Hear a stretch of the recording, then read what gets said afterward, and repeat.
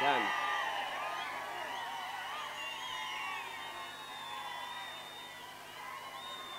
तुमच्या सगळ्याचा उल्हास बघितल्याच्या नंतर मला साहेब असं वाटतंय की महाराष्ट्राच्या मंत्रिमंडळात कॅबिनेट मंत्री असणाऱ्या माणसाचा सगळ्यात जास्त मतानं पडायचा जो विक्रम होईल तो या मतदारसंघात होईल. महाराष्ट्र विधानसभा सार्वत्रिक निवडणुका 2024 या निवडणुकीच्या निमित्तानं महाविकास आघाडीचे व राष्ट्रवादी शरद काँग्रेस पक्षाचे अधिकृत उमेदवार आदरणीय राहुल भैया मोटे यांच्या प्रचारार्थ आयोजित केलेल्या या सभेला उपस्थित असलेले महाराष्ट्राचे शेतकऱ्यांचे कैवारी आणि ज्या पवार साहेबांनी देशातल्या शेतकऱ्यांचं 72,000 कोटीचं कर्ज त्या ठिकाणी युपीएच्या काळात माफ केलं होतं आणि स्वतःची तत्व स्वतःचे विचार किती जरी मोठा संघर्ष करायची वेळ आली तरी वयाच्या ह्या वयात सुद्धा ते विचार सोडायचे नाहीत. अशा प्रकारची प्रेरणा आम्हा तरुणांना देणारं एक महाराष्ट्रातलं सृजनशील नेतृत्व आदरणीय शरदचंद्रजी पवार साहेब. या ठिकाणी मंचावर उपस्थित असलेले शिवसेनेचे जिल्हा प्रमुख कैलासवासी ज्ञानेश्वर तात्या पाटील यांचे चिरंजीव आणि बांधवांनो, माझं संबोधन सुरू करण्यापूर्वी आदरणीय तात्यांना सुद्धा मी विनम्र असं अभिवादन करतो.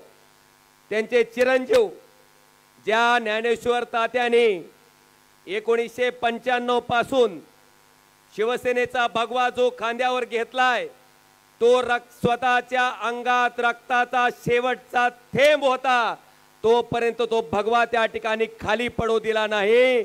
निष्ठा काय असते, शिवसैनिक कसा असतो याचं उदाहरण ज्या तात्यांनी पूर्ण महाराष्ट्राला दिलं, त्याच तात्यांच्या पावलावर पाऊल टाकून रणजितनं शिवसेनेचा एबी फॉर्म असताना सुद्धा पक्षप्रमुख उद्धवजी ठाकरे साहेबाचा आदेश आल्याच्या नंतर रणजित परंड्याला होता.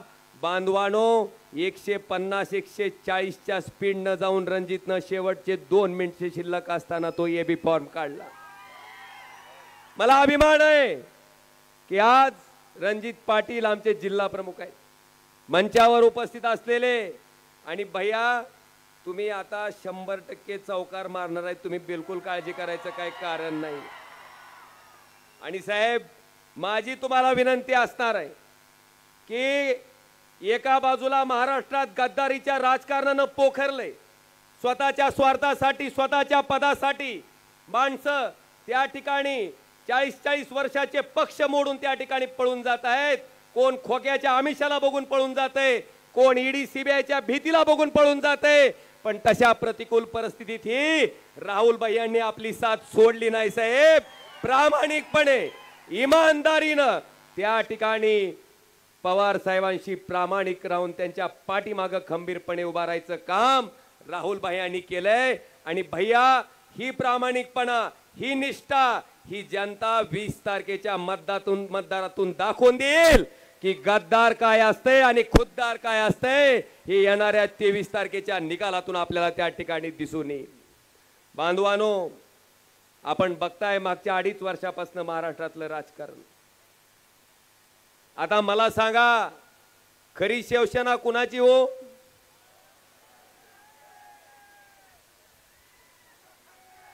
का काल 1 फुल आणि 2 हाप?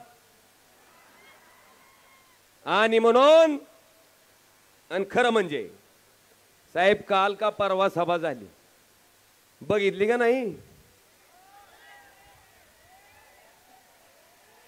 साहेब? मोदींच्या सभेत टेलिप्रॉम्प्टर असते, आम्ही बघितलं होतं. पण काल महाराष्ट्रात मुख्यमंत्र्याच्या सभेत लाईव्ह टेलिप्रॉम्प्टर बघितलं साहेब, लाईव्ह. ही मागूनच सागतं प्रॉम्प्ट करत होतं, बघितलं का नाही? अमुक योजना, तमुक योजना, तमुक योजना. बांधवानो, मला आपल्या सगळ्याला विचारायचंय, 5 लाख रुपयाचं बघा, 16 वर्षाच्या तरुणाला लाजवल असा उत्साह आहे का नाही?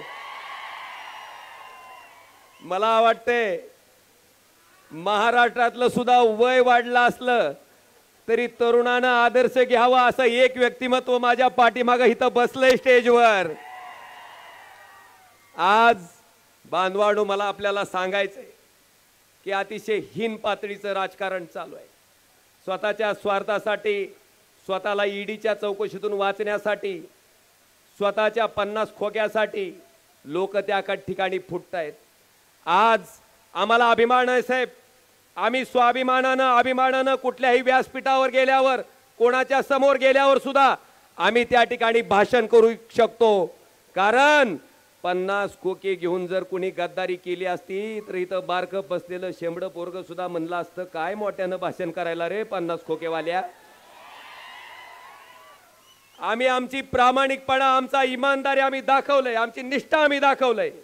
आणि म्हणून आज साहेब आमच्याकडे पैशाची कमी असेल, नसेल आमच्याकडे सत्ता, पण त्या ठिकाणी नीतिमत्तेचा आणि निष्ठेचा अधिष्ठान इतक्या मोठ्या प्रमाणावर आहे साहेब की ह्या भागातल्या जनतेनं, ह्या भागातल्या समोर बसलेल्या जनतेनं मला सारखं हिनवायचे, मोदीमुळं आला, मोदीमुळं आला.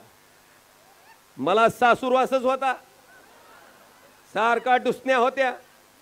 मी सोनारीच्या भैरवनाथाच्या चरणी प्रार्थना केली की देवा, एक ना एक दिवस अशी संधी दे की ही मोदी साहेब माझ्या विरोधात असताना जेवढ्या मतानं मी 19ला निवडून आलतो त्याच्यापेक्षा एक का होईना पण आगाव मत टाक.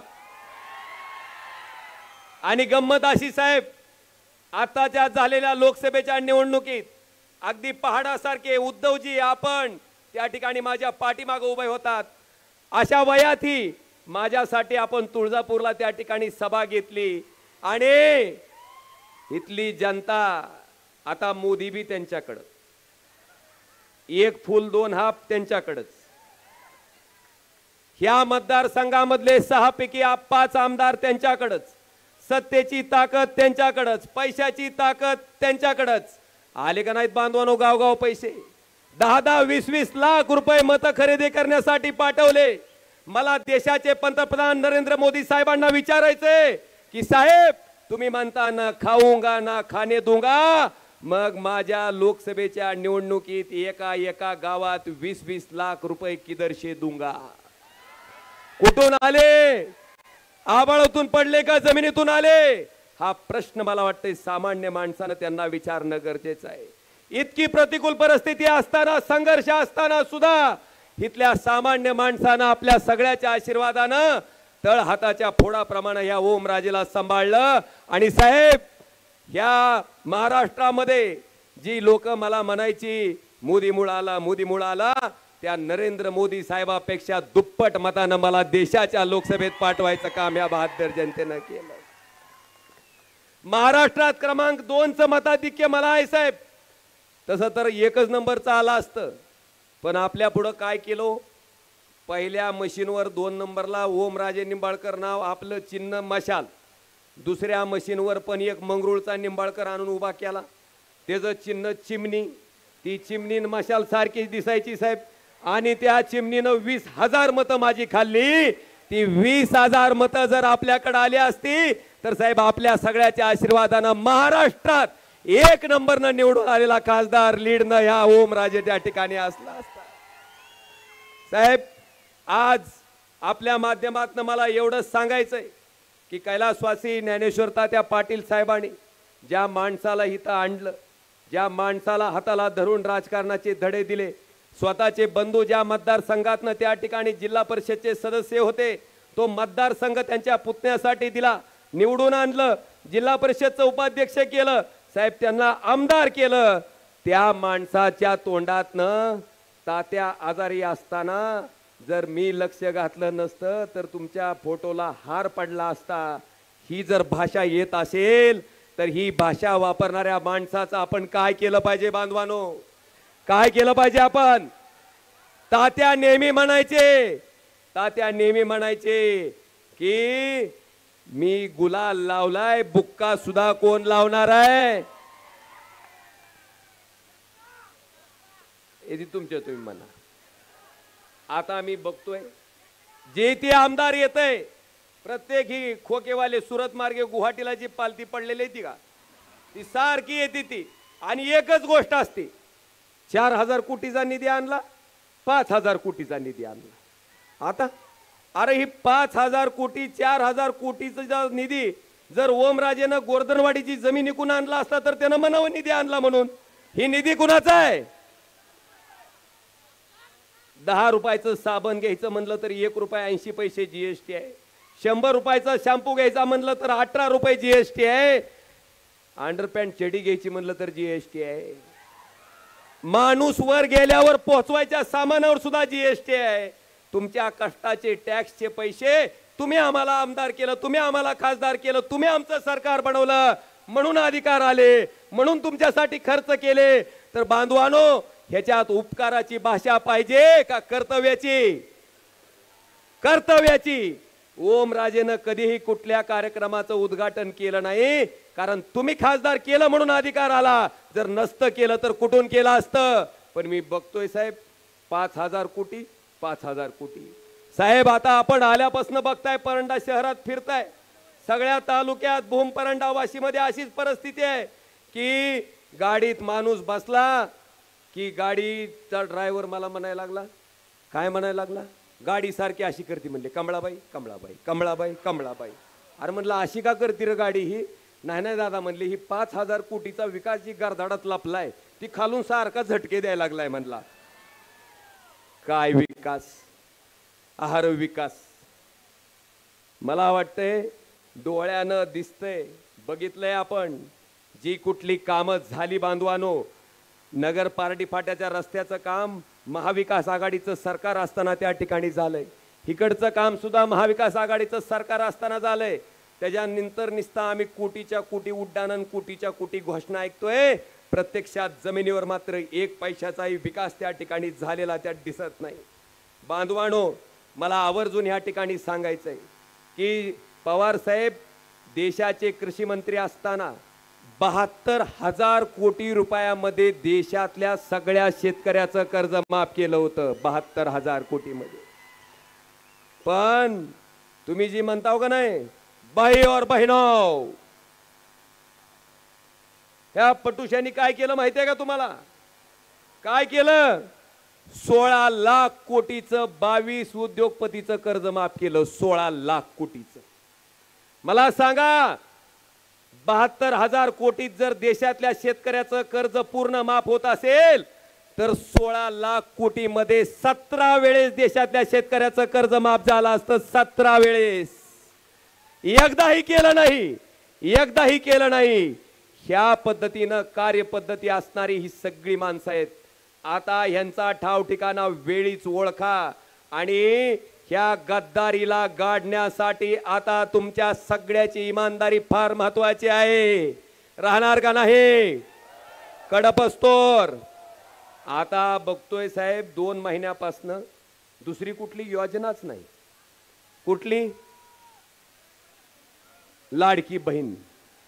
का आठवली हो लाडकी बहीण?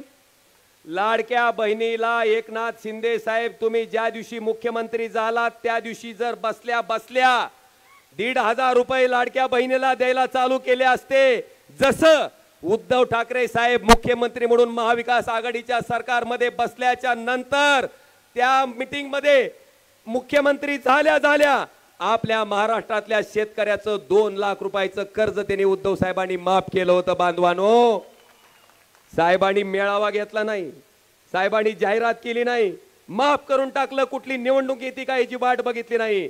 पण ह्या माणसाने लाडकी बहीण कधी आठवली? यांना लाडकी बहीण आठवली कधी?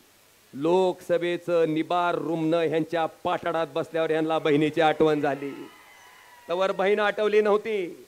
तुम्ही जर मुख्यमंत्री झाल्या झाल्या बहिणीला पैसे द्यायला चालू केले असते तर निश्चित आम्ही सुद्धा तुमचा इथं जाहीर व्यासपीठावर सत्कार केला असता.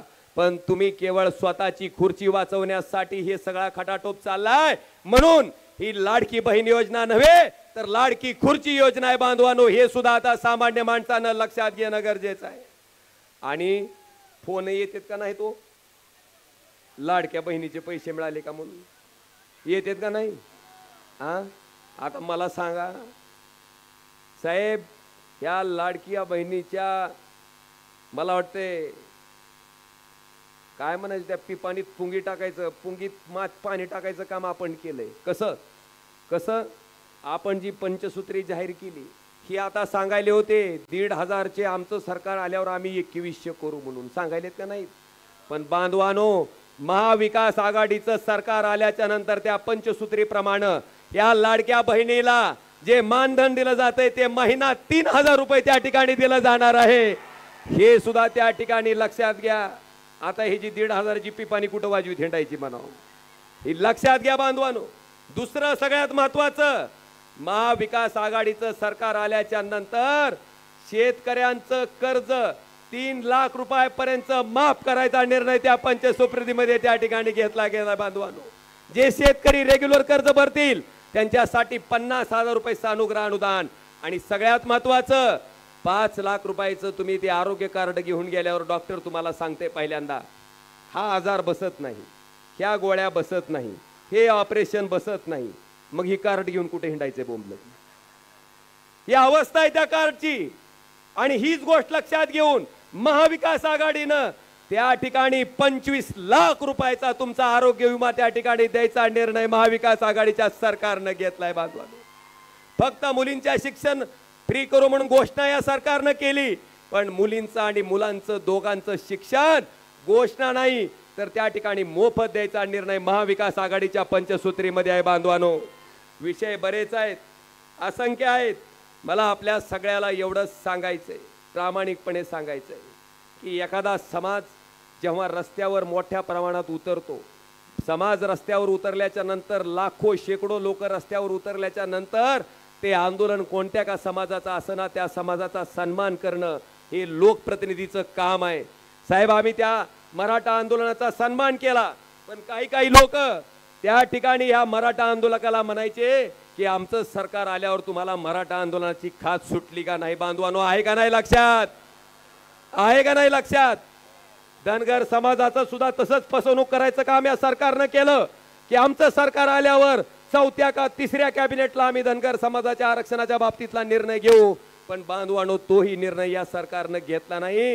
अनेक विषय आहेत, असंख्य विषय आहेत, पण मला वाटतं या सगळ्या बाबीचा विचार आता आपण सगळ्यांनी सामान्य जनतेनं करणं गरजेचं आहे. आज आपल्या सगळ्याला माझी एवढीच विनंती आहे की आता तुमच्याकडे जास्त काय, फक्त साहेब काळजी करायचं कारण नाही. परवा रणजित पाटलांचा फॉर्म भरून त्या रॅलीतून मी माघारी येत होतो.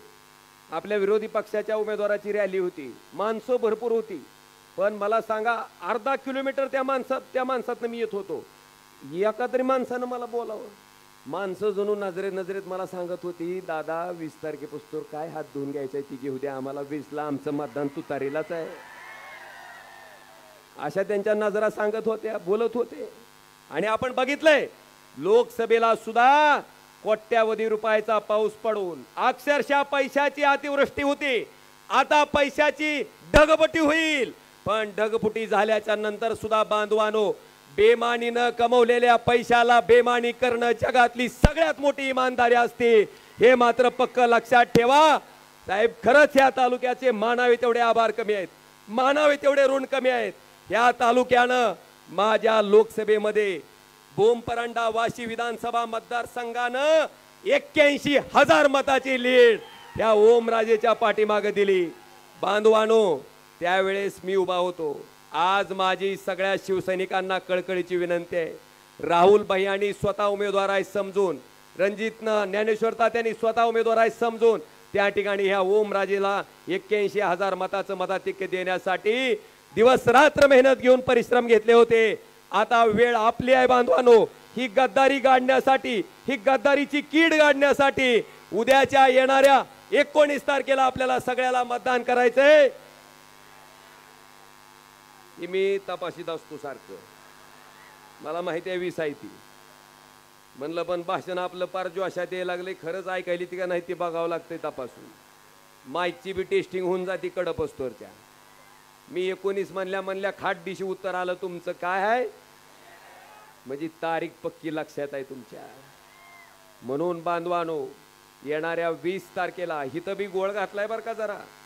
एक मशीन आहे, त्या मशीनच्या 4थ्या नंबरला त्या ठिकाणी राहुल भैया मोठे यांचं नाव आहे, बरोबर आहे.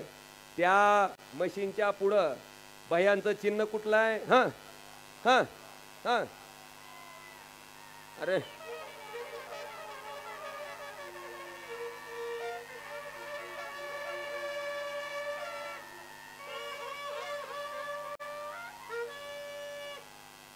अजित दादा कृपा.